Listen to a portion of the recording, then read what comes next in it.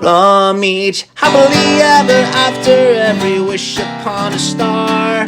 Let's break down the movies that shaped who we are. From memory lane to now and everything in between. The most famous of films to the ones we've never seen. Decade by decade, all the times we laughed and cried. And with a little pixie dust, they will all take flight. Reliving the feelings, and we're trying our very best. And if they mean the same to you, please be our guest. So hop aboard, we would love to have you as we hang with a certain mouth, the whole gang too. If you love nostalgia stuff, we hope this does the trick. Thanks for joining us as we deep dive the magic. Hi, and welcome back to the Deep Diving the Magic podcast. I'm KJ. And I'm Jeffrey. And this week we are back with the 31st Disney feature-length film from July 18th, 1956. It is Davy Crockett and the River Pirates. Mm-hmm. Obviously, we dove into a Davy Crockett film a few episodes ago. This is the prequel to that. So this is a live-action prequel of the Davy Crockett King of the Wild Frontier that we watched a few weeks ago. This is the return of Fess Parker for the third film in the last 6 that we've watched, and also the second Disney film in a month. Yeah. Because he was in the last one a month ago. Yeah. So this film was thought as a means to salvage the revenue from the blunder of Disney killing off Crockett, the Crockett character too soon. But if you haven't watched our previous Crockett rewatch, sorry for the spoilers. Go ahead and pause this and watch the other one first. We can wait. Okay, we're back. So our prop today, that you might be wondering what this is a lot of this film is talking about the rivers of America, and actually the keel boats, which we'll get to, which is something that is at Walt Disney World. And we have this picture of us from our third wedding anniversary at Disney in front of the rivers of America. It was the only day we got to go to the parks because they were closed because of the hurricane the next day. Yeah, we got hurricaned shelter into place, but we got to go and got this picture of us in front of the rivers of America, and it's a good tie into the film. Yeah. So before we dive in and before we get the synopsis and everything, just like the last David Crockett one, this is a repurposed and recut version of this is the last 2 episodes of the TV show. Mm-hmm. So any opening thoughts, and you want to read us a synopsis before we talk about our friend Fess Parker for the 3rd time? I really, really, really, really dreaded watching this Don't give away too much. Yeah. Because of how much I did not like the first. Or the locomotive chase, if you think about it. It's just like you know what I mean? Like Fast Parker. Yeah, but I mean, bad as 0. Yeah, but this was like part of the Davy Crockett story. Yeah. So I guess that's why I was really not looking forward to it. But it actually pleasantly surprised me about how much better I thought it was. And I think you even said you felt like you were surprised by your thoughts on it. I guess it wasn't like, God, this is terrible. Well, I mean, much like this podcast, I guess the first couple episodes of a TV show are never as good as the end episodes of the TV show, so that makes sense. But yeah, so would you like to synopsis us? Yeah, so Davy and his friends leave for New Orleans to sell some fur pelts. That's the synopsis? That's the synopsis. It says nothing about them being on a river or anything. Oh my gosh. There is some synopsises of as you know, that we've watched of this, that they give away the entire plot of the movie. That is the main synopsis on IMDb. All right. Well, we'll see you later. Okay. So, all right. So, you ready to dive in? Mm-hmm. Okay. So this is on Disney Plus. There is a warning, which I 100% anticipated after the first one. So it does start off with some newspaper clipping pictures of Davy's tales and the next verse of the classic Crockett song, and as the opening credits roll. Mm-hmm. It does state that this starts off on the legendary Ohio in 1810. Mm-hmm. Davy Crockett and Georgie are back, and they're on a hunt. But they're on a hunt, and right away they get bit by Kentucky ants. How do you think that feels? No idea. I've never been to Kentucky. Well, they're in the legendary Ohio. So, There you so go. right after that, though, it cuts to a squirrel spitting in Georgie's coffee, like we were in a true life adventure film. But so then they decided that they're going to call their hunt for the day and they're going to go to sleep. Mhm. They're going to sleep in the woods. And what does Georgie notice there in his but a skunk in his sleeping bag? This dude is having a day. No joke. He went from getting bitten by ants, Mhm. Kentucky ants, a squirrel spitting in his coffee, and a skunk in his sleeping bag. All in the first scene of this film. Mhm. None It of brought back flashbacks. none of this. I'm sure if Erin's watching this, she probably also was having flashbacks of the skunk incident. None of this will have anything to do with anything later in this movie. But so we then the next morning we meet Mike. I'm sorry, yeah. We meet Mike Fink, the Mhm. king of the river. Thoughts on Mike? He kind of seemed like a jerk. Yeah, so Mike Fink, he is the captain of his keelboat. Mike, as we were stating earlier with this picture, the Mike Fink keelboats used to navigate people around the rivers of America and Disneyland and the Magic Kingdom. Mhm. Mike is the captain of a keelboat that is named the Gully Whomper. Mhm. So he's the king of the river. So the king of the river meets the king of the wild frontier. Mhm. Um, and we found out that his boat is going to New Orleans. And as we realized from our so in-depth synopsis, that Georgie and Davy are trying to go to New Orleans to sell some furs. Mhm. So Mike Fink does tell Davy and Georgie that they can ride his keelboat to New Orleans for a fee of $1,000 of hard money. $1,000 in 1810 is $25,600 in today's money. Hefty fee. Yeah. Hefty fee. It is quite a bit. So they can't afford it and they think it's piracy.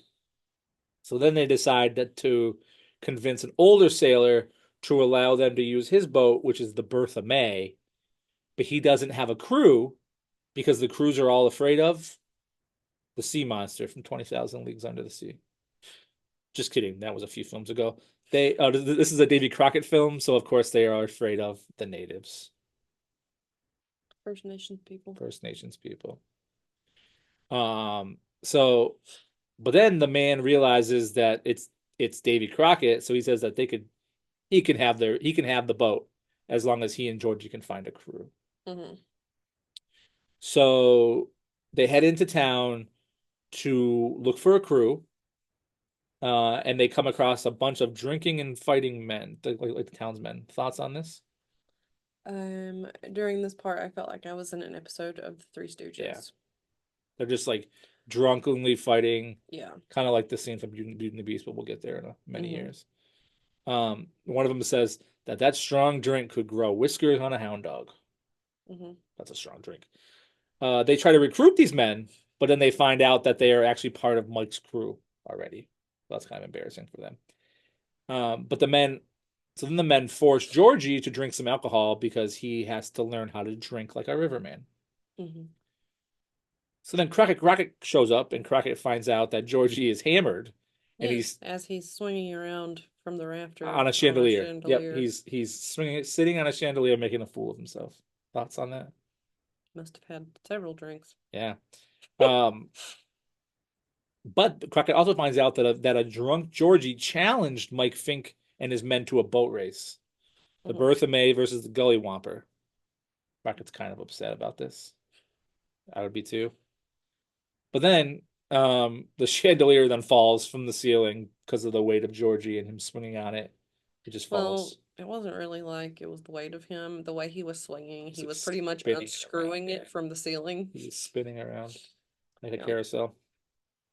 Davy forces Georgie to sober up by dunking him in a water trough, kind of like the Seven Dwarfs did in Snow White and the Seven Dwarfs. Mhm. Good throwback there to the first film on our deep dive. So the next scene is the race. The race is about to start, which is somehow overnight Crockett was able to find a crew because, of course, he was. They don't show that, but It's Davy Crockett. yeah, I mean, there's probably a verse of the song about it. So then the cannon fires and the race is off. Hmm. Mike's men are a well-oiled machine, and Crockett's not so much. But then Fink starts Fink starts singing songs that the actor is clearly not singing at all. It is definitely not the actor singing that Maybe singing. he couldn't sing. Oh, I mean, I can't sing either. So there's So, pipe it in there. yeah. So then the Bertha May crew starts singing the Crockett's famous song, thinking it would help them. Yeah. They go through a rocky portion of the water, which is named Dead Man Chute. Somebody clearly moved the marker. But much to Fink's surprise, the Bertha May is catching up, and it actually takes the lead at one point. But while they rest that night, Crockett's crew thinks that they hear a bullfrog, but it is actually Fink unscrewing something off of their boat. yeah. So Fink is down there unscrewing their rudder. So they think it's a bullfrog making noise, but it's just like Well, I think there was a bullfrog, but he Yeah. also kind of like he disguised. timed it to where it Yeah. was sounding more like the frog So too. he unscrews their rudder. But then before the rudder falls off, Fink and the Gully Romper are passing an island, and they think that they see a tavern, and as we learned earlier, that they'd love to drink, but it ends up being a trap set by who we think are the First Nation people. Yeah. When the race first started, did it bother you how bad the background of the river scenes during the race did not match up either? Like it was pretty bad. Yeah, 1957 or 56. It definitely did not Yeah. go there. Yeah. It really bothered me, so I just wanted to know if it bothered you or not. Yeah, I mean, movie Not magic. as much as his singing not Oh, matching his up singing didn't bothered match you up at more. all. Okay. It was like me, and they piped in Elvis. Ah, yes. So then you had the fake First Nations people attacking the boats. Yeah, almost. Yep. But at that point, we don't know that they're fake. Exactly. So like you said, a gun battle pursues. But then the First Nations people begin to turn their boats around and flee because they must have seen a Davy Crockett film before. So we all know how that ends. But then the rudder falls off the ship because, like I said, Fink messed with it, causing the Bertha May to lose the lead. Yeah. And the men are talking about how they should switch the rudders with the Gully Womper and the Bertha May, but Crockett doesn't want to switch the rudders because he wants to win fair and square. Yeah. So then Crockett and Georgie go to talk to Fink and the crew while their rudder's getting worked on. And then in this scene, Fink decides that he's going to show off by shooting a bucket off his head just by looking in the mirror. In a very foolish scene, but it does work out. Crockett then tries to show off back by tricking the other men that he caught a bullet in his teeth. And don't try this at home, kids, because it even looked dangerous for them faking it. It's not going to work out for you. No. But they also pull some pranks on the Fink's men, causing them to drunkenly brawl with one another, like in the earlier scene. Yeah. But then the rudder is fixed, and the Bertha May does begin the race again. But then they offer to pick up a maroon guy, and they realize that the maroon guy's got livestock. What do you think of this? Not going to work out very well. It reminded me of the scene in I think it was like Treasure Island earlier, where like the guy had been like marooned on the island for so many years, and he was like the crazy guy from Aladdin. You know what I'm talking about? Like he's just he's like on the island. So like this guy, he's got livestock that he wants to bring on the boat with him, but of course he does bring livestock on the boat with him. So the captain says that he now realizes how Noah must have felt because he has all that on the Bertha. But the marooner tells them that there's a shortcut, but that they may be able to scrape their way through. It's like a low water shortcut that with the weight of the livestock, they may be able to scrape their way through. But are we sure we want to trust this person? I mean, he brought us livestock. But why wasn't he able to get off that That's area true. in the first place? But his shortcut does work because it causes the Bertha May to take the lead, and Fink is upset about this. So then Mm. the two boats they take their oars and they're like fighting with their oars at each other, like it's one of those like jousting games. Mm-hmm. Have you ever done one of those? I don't think I I have. did one of those when I was a kid and I lost. So speaking of losing, um, the Crockett and his crew of the Bertha May, they end up winning the race despite all the odds because let's be serious, there isn't a verse of the Davy Crockett song about being a loser. So clearly he wins. But they do decide to call it a truce and not take any reward, but Fink does eat his hat like he said he would. Yeah. I got this new hat. I could eat it. Okay. Go ahead. Let's see how it turns out for you. But then Fink does allow Crockett and Georgie to go on the Gully Womper back to New Orleans. So we're finally going to New Orleans. They won their trip. Mm-hmm. But they also, in gratitude, they gift like a golden weapon to Fink that has like Davy Crockett's like initials carved into it, Mm-hmm. and then they give him a new hat as well, like this really heavy cannon type thing, Mm-hmm. which will come back to play a part later. Spoilers. Well, sorry. But of course, in very Davy Crockett fashion, they decide to get dropped off early on an island because they can handle the rest of the journey. Mm-hmm. But they didn't get ambushed. You want to talk about that at all?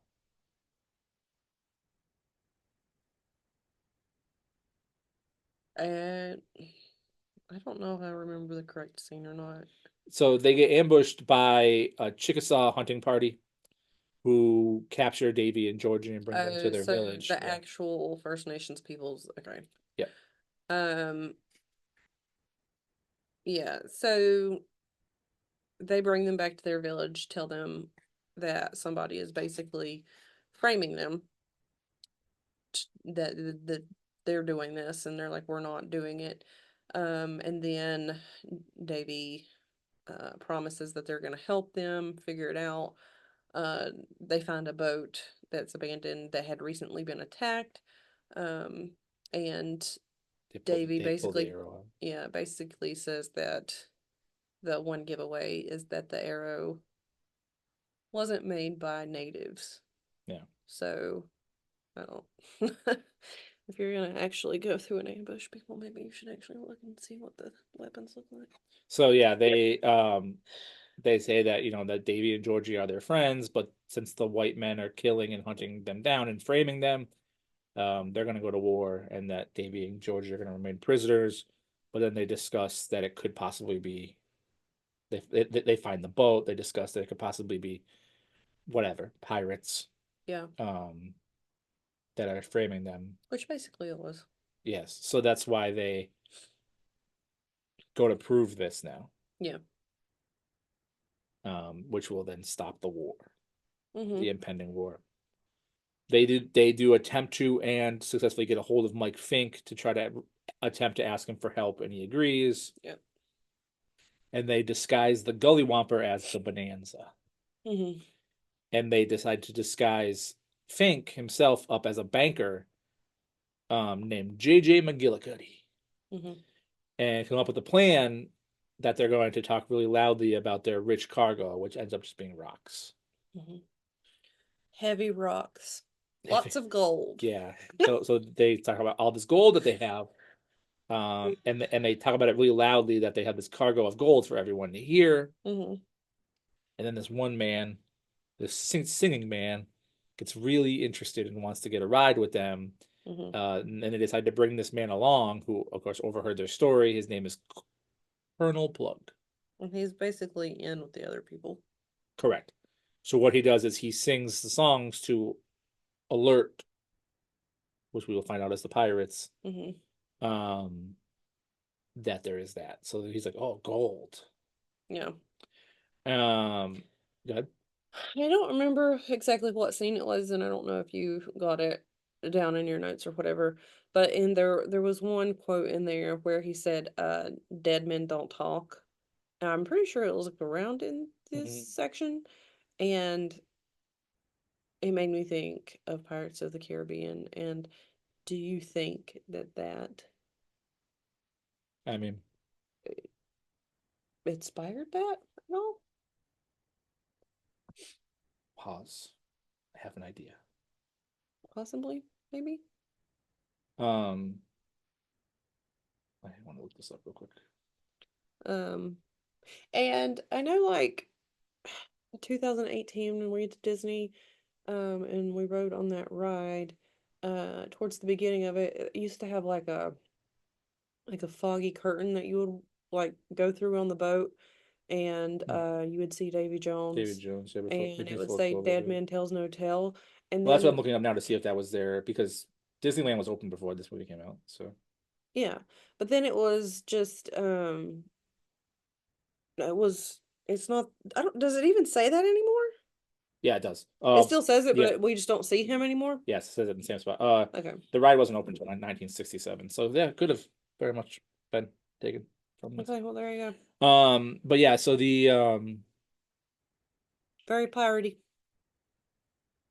and they are pirates. Yeah. But yeah, so that they still say that spot in the same part when you're going down around the mermaids. So I lost where I was. So they Plug sings some songs about the gold, notifying the pirates, proving that Crockett and Fink were correct, and that it was pirates, and they took their bait. Mm-hmm. The pirates prepare to attack, but then Plug discovers that the bags are actually full of just plain rocks, and then he attempts, or no, and then he sees the weapon, which has Crockett's initials on it, which gives away that Crockett is on a board. Crockett is aboard, and he tries to alert the pirates, but the crews stop him before he can alert the pirates. Yeah. But in the meantime, he like puts a hole in the ship, Mm-hmm. causing like the ship to like take on water. Yep. The pirates again dress as the First Nation people and begin to attack the ship in the same time that the crew discovers that the ship is sinking. The boat is going down. With all the rocks. With all the rocks and the hole. I'm sure that helped. And the livestock from earlier. So during the fight though, one of the pirates' wigs falls off, and one of the guys thinks that he scalped him, kind of like in Peter Pan. Yeah. Then Crockett decides to cover the ship in molasses, causing any intruders to slip and fall. I just don't feel like molasses would make you slip and fall. I feel like it would. Boston is like the famous thing. I feel like it would make you stink. Well, it worked in the movie. Isn't it sticky? Oh, it makes good cookies. That does. They also discovered that there's a ship that has like lit dynamite on it that's coming towards them, but they're able to push it away before it explodes. Kind of anticlimactic. And then Georgie and Davy chase the pirate leaders. Just with all the movies recently, just being like, no, we can't let this explode. Yeah. We have to risk our lives. We can't let this explode. Georgie and Davy chase the pirate leaders onto the cave. I had like looked up, I don't remember exactly, I didn't write it down, but there's like the pirate leader and his two men are legitimately based off of these real people. I forgot who it was, but it was like these two like actual bandits. I didn't write it down. I don't know if you did in your notes, but they were actually based off of real people who like did this. Like yeah, I didn't. Yeah, they actually like did this. Not, I don't want to say for a living, but that's how they were. Probably was how. Well, yes, did for a living, but they were bandits of their own kind, and not like the water bandits. look it up. So they chase them into a cave. And then this is where in the hideout they discover the fake outfits and the fake arrows, again proving that they were correct. And then Davy, whether it was on purpose or not on purpose, he lights off like a keg of gunpowder that was put there by the pirates, causing an explosion. And then all the men fight, and again in a very slapstick Three Stooges type of way, where like people are falling over things, they're hiding under things, and yeah, all you gotta do is add a little bit of like circus music, and it would have been a different kind of film. So then, believe it or not, Davy Crockett and his men, they win because, the song, and of course they did. And this isn't a loser film. So after winning and proving that they were right, Mike, Fink, and Davy and Georgie, they all go their separate ways. Now they're even more friends than before. And the next verse of the song plays about this film, and the end credits roll. Yep. So tell me about your final synopsis about the film, and then I'll tell you about my final thoughts of the film. So, like I said, I was pleasantly surprised. I mean, other than like the river scenes, like the backgrounds and stuff not matching up and like the singing not matching up at the beginning, I felt like it was a much better story. Um, it held my attention a lot more. Uh, it had a lot more comedic effect. Mhm. Uh, I mean, overall, I just felt like it was a way better movie than the first one. So I'll say Pleasantly this. surprised. So I'll say this: if you haven't seen the first one, Mhm. pause this right now and go watch that. Okay, we'll wait. Okay, we're back. But I loved this film. I was so impressed. It was so much more enjoyable than the previous one that we dove into. This is actually the last one that we're going to dive into. But I really enjoyed this, which is a great segue. Actually, before we segue, I'll take back that segue. I'll get on that reverse train from last week. Would you like to give us a little bit of ratings? Yeah, so IMDb rated it a 6.6 out of 10, which It's pretty low for them. I did feel like it was pretty low. I rated it a 7 out of 10. I think I would have rated it higher than that. I rated it a 7 out of 10. But now I'm wondering what the other one was rated. If you want to talk about Yeah, so again, I was your thoughts. thoroughly impressed with this. It just, I don't know, it was fun. It wasn't as, what's the word? Like, one of my biggest gripes about the last film was that it was like very prejudiced in its own way and very like, yeah, So it was 6.8. The first one was rated a yeah. 6.8 out of 10. Well, the first one won all that, it had all that money it made and all those, you know what I mean? It's a different time.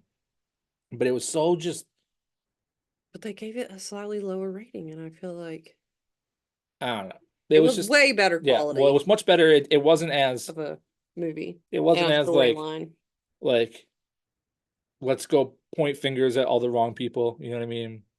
And just categorize and just stereotype. I really enjoyed this. Mm. So we'll get on that reverse train and we'll come forward again. List upon a star. Did this film, Davy Crockett and the River Pirates, make your elusive 31 film top 10 list? No. Well, then what is your list upon a star? It's gonna be the same as it's been for a while now. We have Dumbo, Lady and the Tramp, The Three Caballeros, Peter Pan, Alice in Wonderland, Fantasia, Saludos Amigos, The Adventures of Ichabod and Mr. Toad, Bambi, and Snow White and the Seven Dwarfs. So, like I said, I really enjoyed this film. I'm happy that we watched it, and it doesn't make my list either because I have this very elusive top 10 list over here of this list upon a star. But mine is Peter Pan, Alice in Wonderland, Pinocchio, Adventures of Ichabod and Mr. Toad, Snow White and the Seven Dwarfs, Lady and the Tramp, The Three Caballeros, Cinderella, Dumbo, and Bambi. Our next film from November of 1956, a film that we'll see if it makes our lists. It is another stop on our True Life Adventure series, and it is The Secrets of Life. Let us know. Let us know how excited you are about The Secrets of Life. Let us know, more importantly than all that bug talk that we get to next week, if you were also at Spoiler alert. if you were also at Walt Disney World 2 years ago, 3 years ago. Or ever. No, but during a hurricane. yeah, I was gonna say during the hurricane where you had to shelter in place the day after you were on Rivers of America. But again, thank you for watching. We'll see you next time for Secrets of Life. Thanks for deep diving the magic. Right. Bye.